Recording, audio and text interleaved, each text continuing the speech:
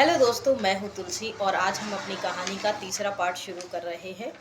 यहाँ प्यारी आती है 2007 ही है और यहाँ प्यारी का ये जो है वहाँ का कोर्स शुरू होता है।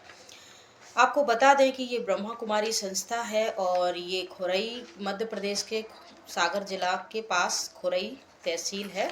वहाँ ये उनका एक छोटा सा सेंटर है और इनकी जो इंचार्ज है वो ब्रह्मा कुमारी किरण है और इनकी जो सेकंड इंचार्ज है ये 2007 की बात कर रहे हैं।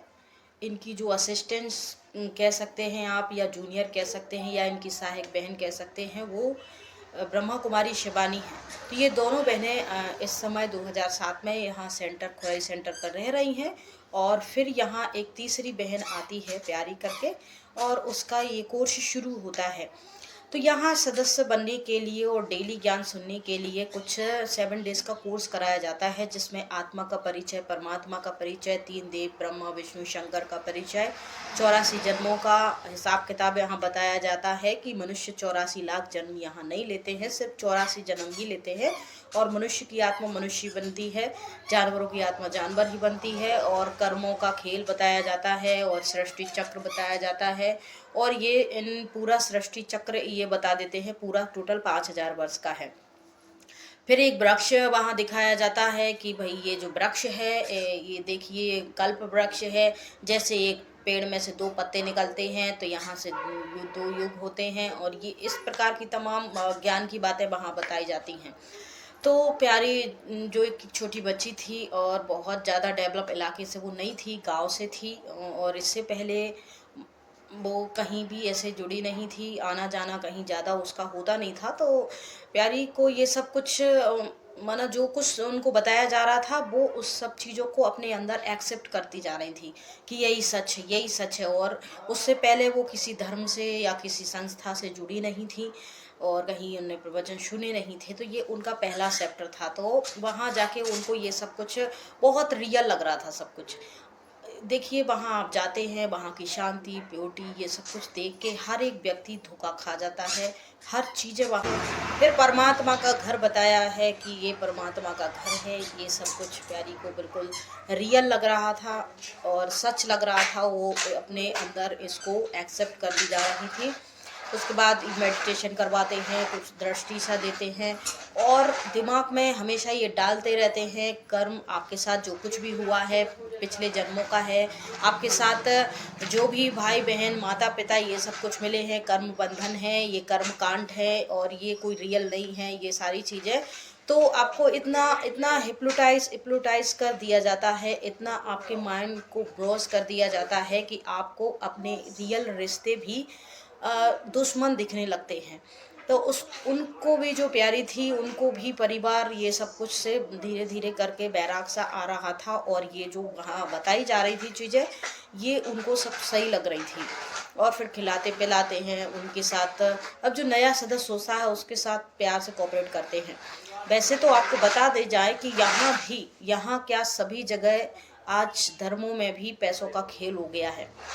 पैसों वालों का पहले ही कूपन काट दिया जाता है। तो यहाँ भी पैसों वाले बड़े लोग, रॉयल लोग या किसी पद, सरकारी पद पे जो लोग हैं उनको ज़्यादा रिस्पेक्ट और ज़्यादा पूछा जाता है और ज़्यादा उनको वैल्यू दी जाती है, यहाँ बिठाया जाता है।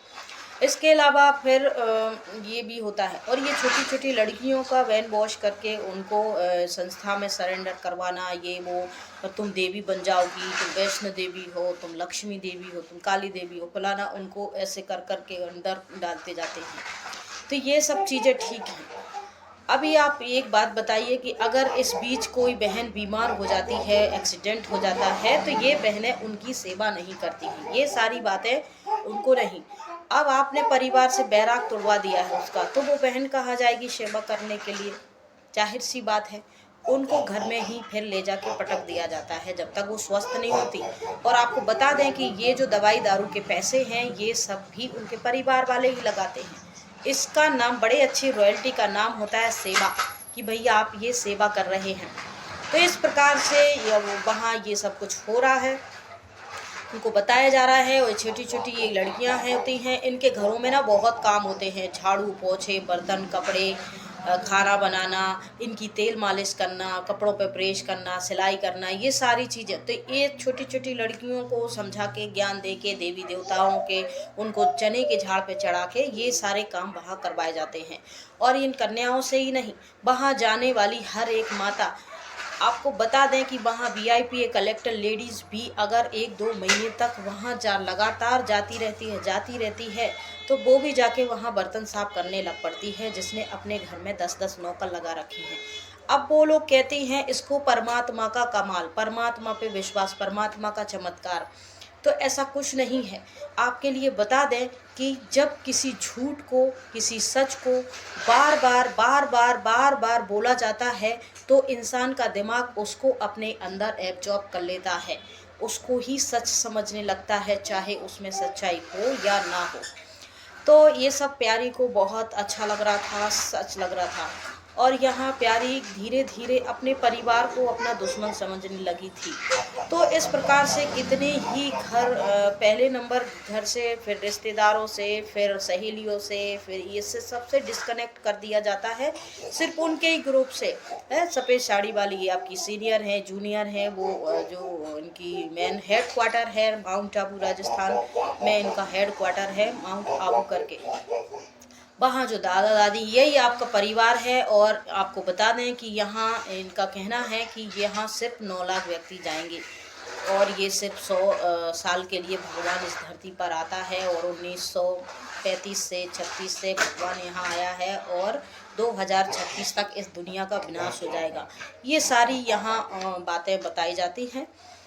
तो ये सब कुछ प्यारी को बड़ा अच्छा लग रहा था, और धीरे-धीरे करके उनसे कहने लगे कि देखो, अभी तो तुम छोटी-सी कन्या हो, तुम धन तो दे नहीं सकती। अगर तुम धन दोगी तो धन की देवी लक्ष्मी बनोगी, और मन से सेवा करोगी तो तुम्हारा मन पॉजिटिव रहेगा, और अगर तुम तन से सेवा करोगी तो तन निरोगी काया बनेगी, तुम्हारा कभी भी शरीर में दुख तकलीफ नहीं होगा।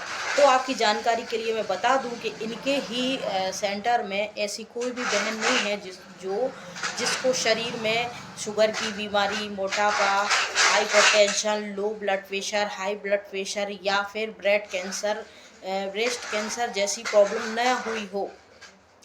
तो शरीर तो उसके लिए कह देते हैं कर्म भोग है। और आपको बता दें कि हम चाहे सामान्य दुनिया में रहें या किसी संस्था में रहें, पूजा पाठ वाले रहें या नहीं रहें, अगर हम अपने शरीर की केयर नहीं करते, एक्सरसाइज नहीं करते, पॉजिटिव नहीं रखते हैं, खान पान पे ध्यान नहीं देते हैं, तो हमें ये तमाम प्रकार की बीमारियां हो जाती हैं।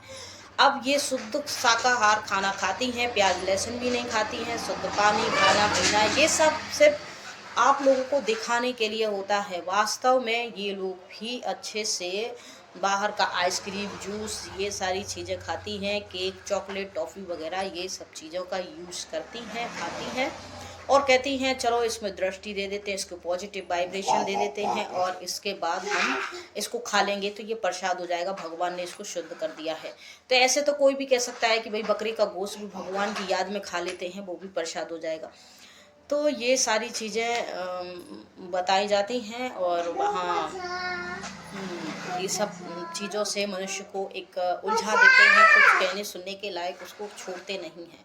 बस उनकी हाँ में हाँ फिर मिलाते रहते हैं। वो कहते हैं चलो आधी रात के उठो, और इतनी जगह की आपको सफाई करनी है, 100 चादर धोने हैं, 100 साड़ियाँ धोनी हैं। ये सब मनुष्य को एक मशीन सा, एक रोबोट सा बना के रख देते हैं, जिसमें इंस्ट्रक्शन इनके सीनियर देते हैं, और ये सब तुम्हें करना है, क्योंकि तुम्हारे ऊपर ना 84 जन्मों का पाप चढ़ा हुआ है, तो उसको तुम्हें धोना है। ये सारी बातें यहाँ बताई जाती हैं। तो शुरू में तो ये सब कुछ बड़ा अच्छा लगता है। धीरे धीरे हम जब यहाँ रहते हैं तब हमें सही और गलत की पहचान होती है, और इस प्रकार से। तो प्यारी यहाँ धीरे उसका 7 डेज़ का कोर्स कंप्लीट हो जाता है प्यारी का, और फिर प्यारी धीरे धीरे इन सारी सेवाओं में संलग्न हो जाती हैं। और अब यहाँ इनका चल रहा है कि भाई इनको सेंटर से जुड़े 2 साल हो चुके हैं। अब इनने 11-12 कंप्लीट कर लिया है। अब 12th के बाद इनको सेंटर पे रहना है। तो सिर्फ सेंटर पे ये आके रहने लगती हैं 2010 से। तो मैं आपको इसके चौथे चैप्टर में बताऊँगी।